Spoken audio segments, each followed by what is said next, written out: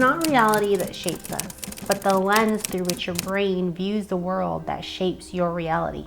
So back in 2020, there was a small study that used brain scan imaging, and what they found was that people have about 6,000 thoughts a day. Now, that's a lot, and from a numbers perspective, it almost seems very natural, normal, and so highly likely that we're gonna have intrusive and overwhelming thoughts throughout our day.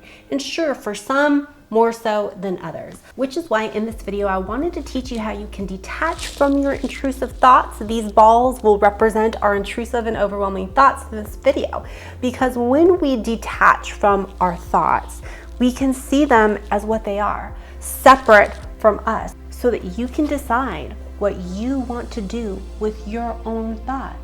When we do this, intrusive thoughts lose its power over you and places you back in the driver's seat. The skill is called cognitive diffusion. But first, to understand cognitive diffusion, we must understand cognitive fusion. Now, as mentioned in the video, there's a good chance that some of those intrusive thoughts aren't gonna make you feel so good. Intrusive and negative thoughts can keep us in bed, neglecting our personal hygiene, like taking a shower or washing our hair. Or maybe they're keeping us isolated from friends or family, or keeping us from meeting that special someone. And as you can see, intrusive and overwhelming thoughts can keep us from creating a rich and meaningful life.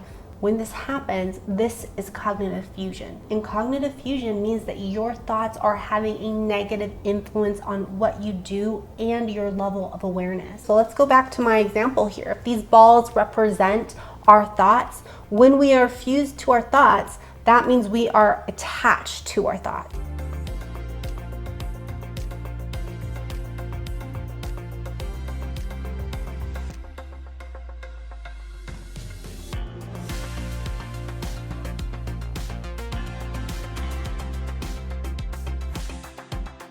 Now, if all of these are intrusive thoughts, how difficult do you think it would be for me to even do something like open the door?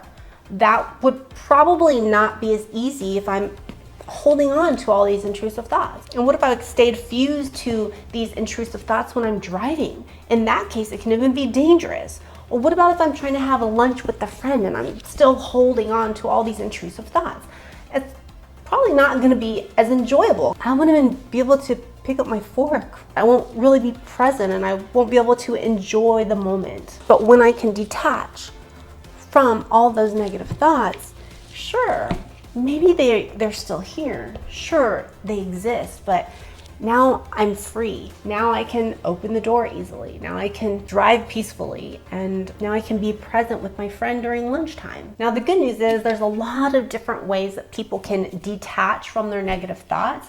But the better news is that one of them might actually work better for you, which is why in this video I wanted to at least share with you 3 of my personal favorites that I use as well. So one is put a name on it. You remember that Beyonce song where she's like, put a ring on it? Well, this one is put a name on it, label it. If your intrusive thoughts could be labeled something, or you can give it a name, what would it be? So for me, for example, if I have a simple intrusive thought that's coming in during the day, I'll do something like, hi Karen, bye Karen. And that's just a quick and easy way for me to detach from that thought, so it loosens its grip over what I do, and I can still move forward in my day and take meaningful action. And I'm sorry if your name is Karen. For those who don't know, I guess Karen is a popular name on social media that refers to a really mean woman. And sometimes, you know what, it infuses a little bit of humor for me at moments, and that can help just to give me a little chuckle. But another way you can attach a name to your intrusive thoughts is by thinking, of a song. All of your thoughts were in a song and it became a #1 hit. What would be the title of that song? And another simple way to detach from intrusive thoughts is by testing its workability with better questions. So for example, let's just say you're really upset about, your skin on your stomach, and you're showing me and you're saying, oh my gosh, Crystal, look at this skin that I'm pinching. It's so fat, right? I mean, you can see it here. This is like the truth.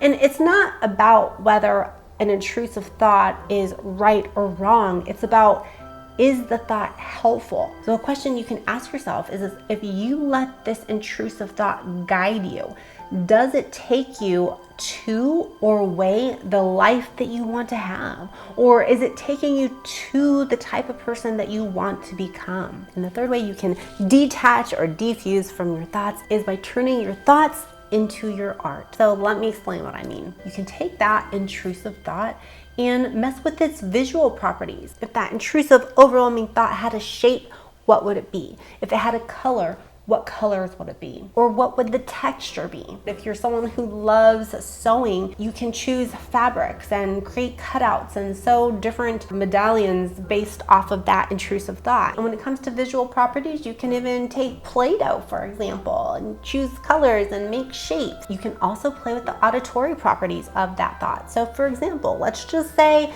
you have a Final Cut Pro or you have some type of editing software and you have an intrusive thought.